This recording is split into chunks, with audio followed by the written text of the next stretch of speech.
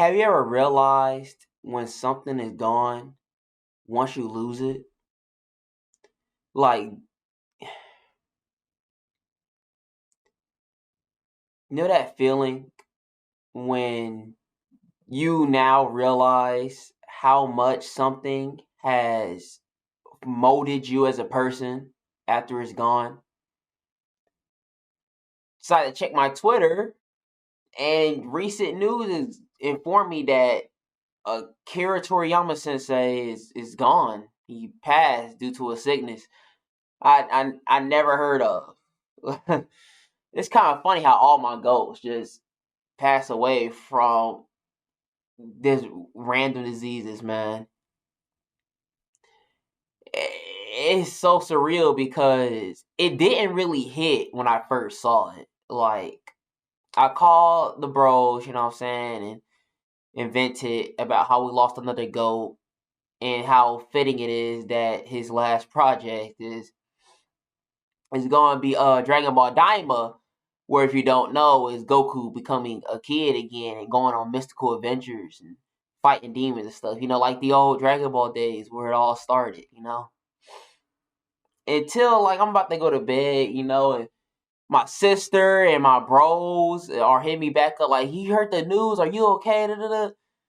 I'm thinking about everybody tripping until I realize Dragon Ball and Akira Toriyama especially have not only molded like what I like doing, which is art and playing games and stuff about Dragon Ball and everything and other games, but he molded me as a person. Like I'm shaking through all my old stuff, and all I drew was my man Goku and his family because how much Goku helped me as a child. And I know he helped them. The black community says, he helped us all. In the Mexican cartel gonna go crazy with this, but enough about them, man. Like I just realized how much he's truly molded me as a person, and I can't.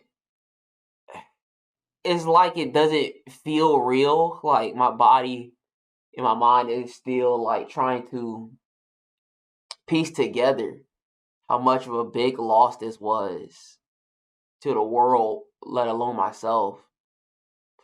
Because I can imagine how many more people he has touched and molded by his works. So I can unfortunately say that I feel like I wouldn't be me without Dragon Ball.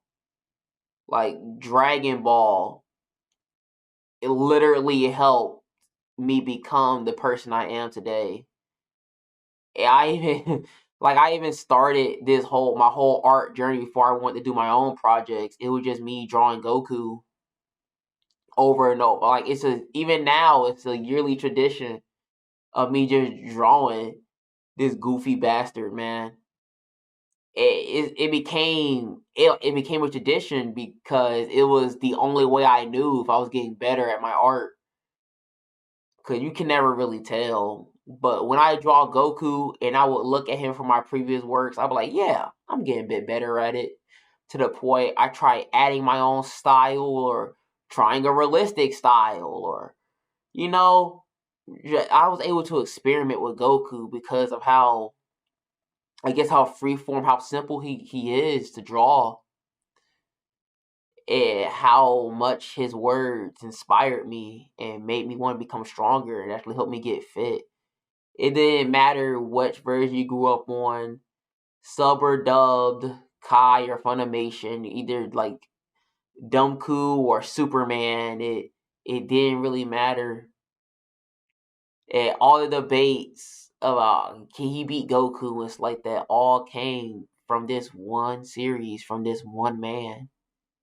I know how sometimes we all bag him and we get on like, oh, he could have did this and stuff like that, or why did he cook this, But at the end of the day, he is such a legend and an icon, and we kind of forget how much he's truly shaped us all. I mean, speaking from my perspective, I like I would say some people don't know, but I feel like who don't know about Akira Toriyama, man? It's kind of funny because him actually made me dive into other things like old school Jackie Chan movies, like old school martial art movies in general, great adventures. Just so much came from this one series that it inspired so many different other series that are completely different from each other. One Piece and Naruto for like the main ones, but even more that I guess I'll put on screen once I do more research on it, and you could see, and for those you could just feel the influence of Dragon Ball in those series. Like it was, especially those like I mentioned, like One Piece and Naruto. But even though they're their own thing, you could just see how much these series was inspired by them, and not even just in anime and Western cartoons, especially from things like Gumball of all things to Codename Kids Next Door, both past cartoons and present and maybe even future ones. Dragon Ball has touched so many people from all over the world. Like I made a joke about the Mexican cartel earlier, but they don't play about the shoot. They were giving goddamn lap dances if Goku beat Jerry.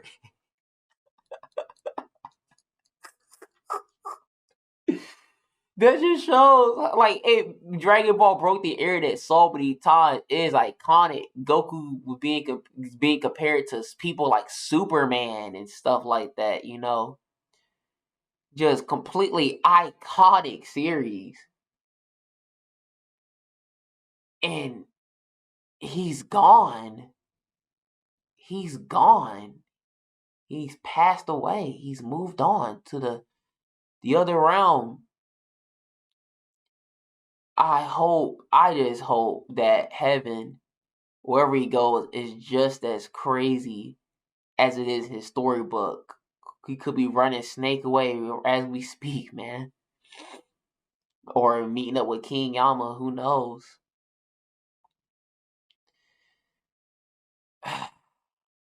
Like, I can't even imagine how Toyotaro feels and the people in his circle. I, oh my god, bro. I don't even, oh my god. Because even, I didn't even know he was 65, 68 between those ages. And he still looked so young. He was still drawing and still enjoying what he loved. I I really see that as inspirational as well. Like despite age, despite if he didn't feel like doing it, he really loved this series, and he really loved touching the hearts of everyone around him with his series. To the point that remember how in Dragon Ball Evolution, that's what caused Dragon Ball Super and the resurgence of Dragon Ball. They were like, wow, this was so ass. I gotta get out of retirement. That's just the kind of guy he was. Yeah, I'm just rambling on at this point, but I guess it just helps me dealing with all this. I doubt many people are gonna watch this vid and stuff like that. But if y'all do, drop some love for Akira in the comments and tell me how much he's touched you, and is it the same as how much he touched me, or even or lower or higher. It doesn't matter. I just want to hear everyone's thoughts on this who watches this. Thank you guys. I'll see you next time.